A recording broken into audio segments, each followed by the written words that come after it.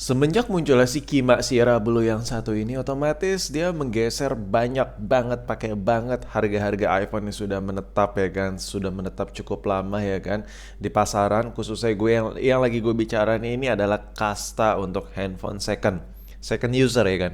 Nah jadi muncullah si iPhone 13 Pro ini, varian line up iPhone 13 ini menggeser banyak sekali ya kan varian-varian lain, dan ada tren baru juga di HP ini sekarang dengan kamera yang bigger, gede banget kameranya. Jadi gue rasa kayaknya orang kayak, wah kayak minim perubahan, tapi kalau buat sebagian orang yang ngerti banget sama quality dari sebuah recording, sebuah video, foto dan lain-lain, mungkin mereka kayak wah gitulah. Dan ini menggetarkan, impactnya tuh menggetarkan semua harga-harga yang ada di harga pasaran khususnya iPhone. Nah, jadi dengan munculnya iPhone ini, kira-kira ada apa lagi nih yang bakal terjadi? Nah, yang bakal terjadi salah satunya adalah muncul lagi kasta iPhone yang menurut gua, versi gua sendiri, ini adalah iPhone yang nggak worth it banget buat dibeli di tahun 2021, di tahun saat ini. Tepatnya di tahun 2021, tahun 2022 lah. Lu kalau beli ini nggak worth it sih menurut gue. Ini versi gue ya, terserah kalau lu nggak setuju, terserah, karena ini versi gue. Nah jadi di antara iPhone yang lagi lu lihat nih ada 3 biji, ini ada iPhone XS, ada iPhone XR, ada iPhone 8 Plus. Kira-kira mana sih yang paling gak worth it? Dan kira-kira apa sih alasannya? Nah di video kali ini gue coba bahas, tapi dari satu device dulu nih. Yang menurut gue paling gak worth it sekarang adalah seri 8 Plus. Bukan seri 8 biasa ya, pakai plus. Seri 8 Plus. Oke, di sini gue coba kasih tahu ke lo. Pertama, yang paling mendasarin gue kenapa ini gak worth it, bukan dari segi performa, bukan dari segi kualitas kamera yang udah mulai jelek atau lain dan lain-lain, melainkan dari segi harga.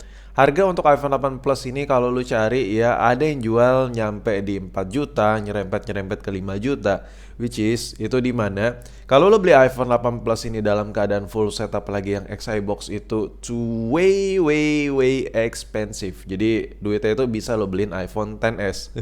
Gila sih. Ini bukan masalah dimensi layar yang lu suka poni atau nggak suka poni lagi, yang kayak gue bilang di video-video sebelumnya, melainkan gue ngenilai ini dari sebuah perspektif dari segi harga. Jadi lo belinya kayak gimana, yang lo dapat kayak gimana, dan ya gue coba jelasin lebih dalam di kenapa ini menjadi nggak worth it banget. Oke, ini lo bisa lihat gue coba jelasin secara lebih detail by data aja kita ya. Nah, kalau lo coba searching, coba lo cari sendiri harga iPhone 8 Plus itu di OLX kah atau di Facebook lah, forum-forum jual beli handphone second. Ini handphone second yang gue bicarain second ya. Coba lu ketik iPhone 8 Plus. Itu kalau lu yang cari apalagi XI box yang gigabyte cukup tinggi dan keadaan mulus dengan serba-serbi original, box original, adaptor original, itu lu bakal dapat di harga 4 juta menyerempet-nyerempet ke 5 juta. Yang dimana kalau lu bisa beli iPhone secara batangan dan lu bisa beli adaptor charger yang bagus, yang modalnya beda tipis, bahkan bisa sama dengan harga 8 Plus yang full set XI box yang harganya mahal, lu bisa dapetin iPhone XS. Nah, gila nggak? Ini harganya nyerempet banget. Nah, lo bayangin ya, kalau lo pilih iPhone 8 Plus, itu apa sih yang bakal lo dapetin di harga yang sama ya? Ini gue kategoriin sama kalau lo beli 8 Plus dapetnya full set XI box, tapi dengan duit segitu lo bisa beli iPhone XS yang batangan. Jadi lo cuman modal charger lagi. Nah, kalau kita lihat dari spesifikasi, ini gue komparasi by data aja ya. Jadi worth it-nya ini bukan karena ini HP lama, HP jadul, melainkan gue dari segi perspektif, dari segi harga.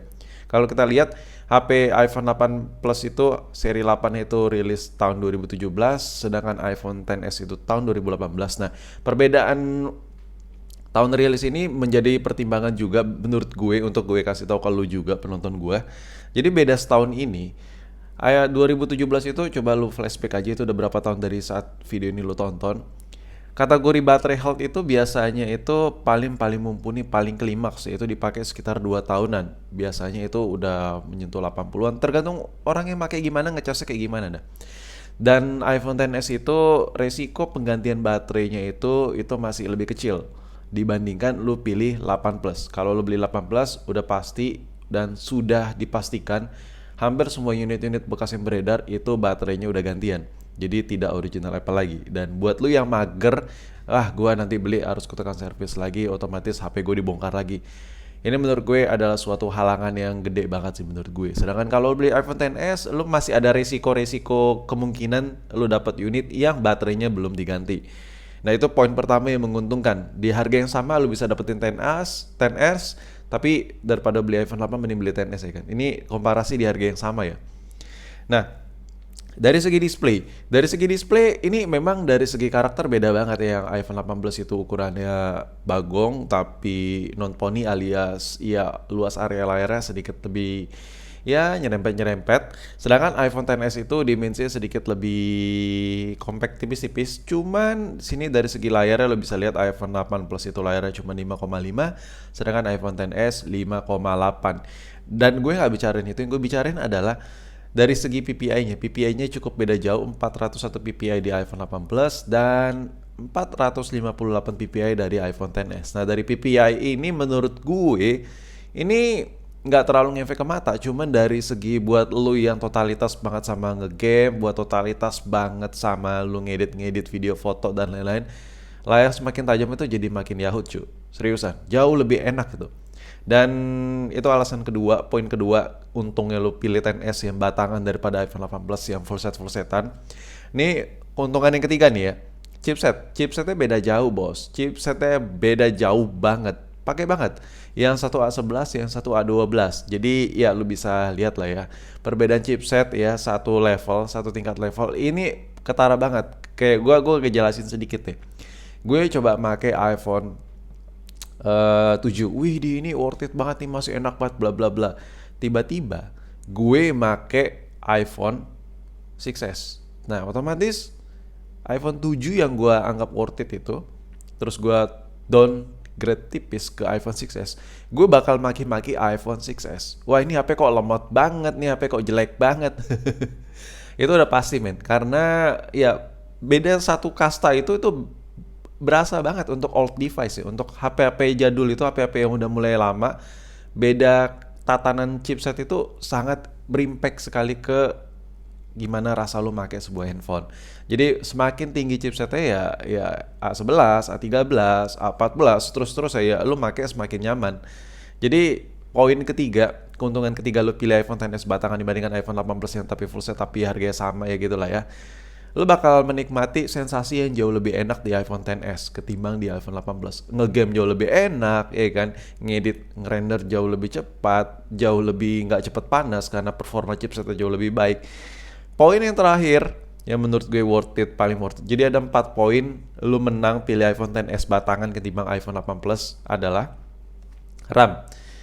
Oke, mungkin sebagian Apple user tuh bilang RAM nggak terlalu bla bla bla, tapi menurut gue ini old device man, yang dimana operasi sistem itu udah ada kemajuan, ada penambahan fitur dan fitur. Lu bayangin ya, tahun 2017 2018 handphone ini ada, itu udah berapa tahun men. Sekarang gue buat video tahun 2021, otomatis di aplikasi pun itu ada penambahan beberapa fitur yang dimana yang tadinya performa A11, A12 itu kayak wah overkill, bisa melibas segala aplikasi, itu udah mulai diragukan, udah mulai sedikit tergetar gitu. Wah, ini aplikasi udah makin berat nih.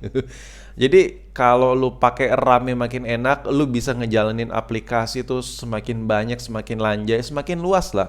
Meskipun ini nggak terlalu ngefek, cuman semakin luas RAM, jadi semakin luas lah ngegunain HP lu. Dan itulah poin-poin ini by data yang gue kasih lihat ke lu, kenapa iPhone XS batangan itu jauh lebih worth it ketimbang iPhone 8 Plus full setan.